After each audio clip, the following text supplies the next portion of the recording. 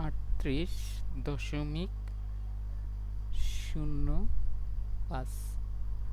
এই যে সংখ্যাটাকে দেওয়া আছে দশমিকে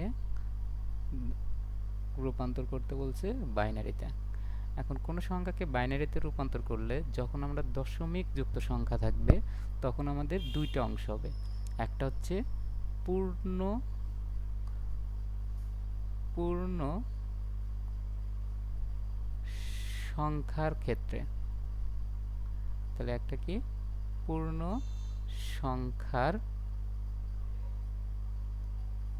ক্ষেত্রে, আর দ্বিতীয়টি হবে ভগ্নাংশের ক্ষেত্রে।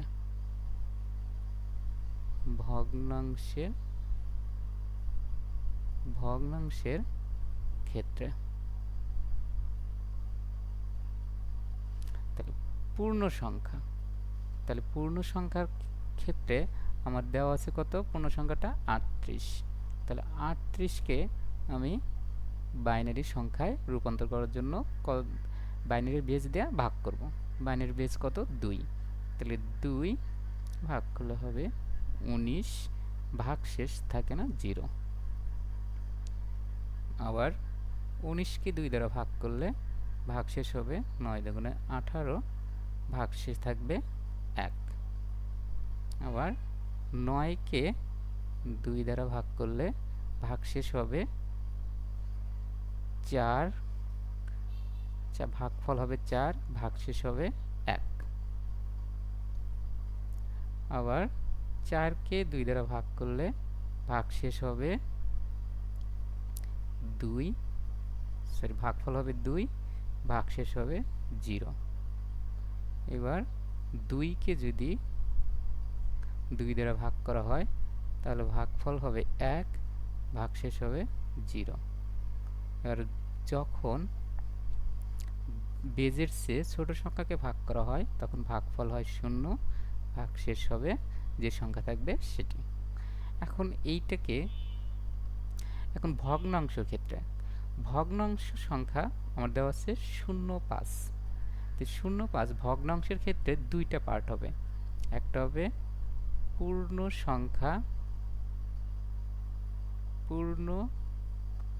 সংখ্যা, অন্যটা হবে ভগ্নাংশ।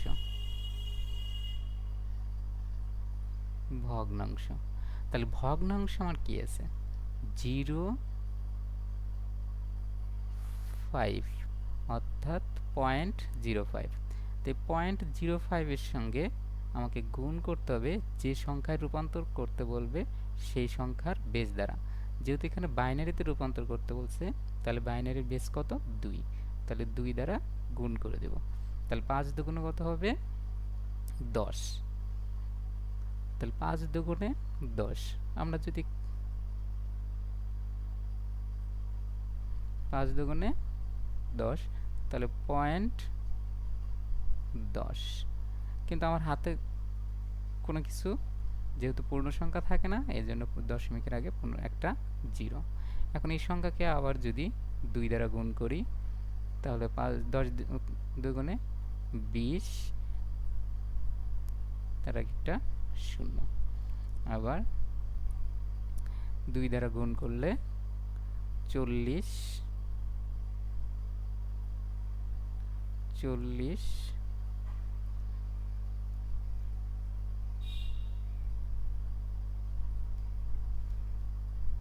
তাহলে এবার কত হবে? 40 আর পূর্ণ সংখ্যা 0। আবার যদি 2 দিয়ে গুণ করা হয় তাহলে হবে 80, পূর্ণ সংখ্যা নাই মানে 0। আবার 2 দিয়ে গুণ করলে 8 দুগুণে 16 অর্থাৎ 80 আর 80 গুণ করলে হয় 160। তো 160 দশমিক আছে কয় ঘর পর? 2 ঘর পর, 1 2। তাহলে আমার এখানে হবে দশমিক চিহ্ন। তাহলে এই দশমিক সংখ্যাটা অর্থাৎ ভগ্নাংশ পার্টটা ভগ্নাংশ আসবে আর পূর্ণ সংখ্যা আসবে 1। তাহলে আমার এইটাই হবে হচ্ছে অ্যান্সার।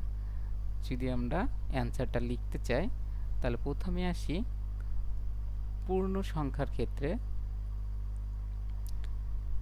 তাহলে পূর্ণ সংখ্যার ক্ষেত্রে আমার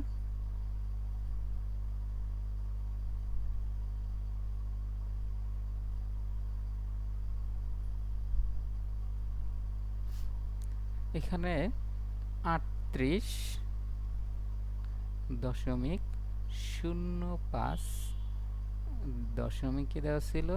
সেই দশমিকেরটা যদি আমরা ভগ্নাংশে নিয়ে আসি তাহলে আমরা 1,0,0,0,0,0,0,0,1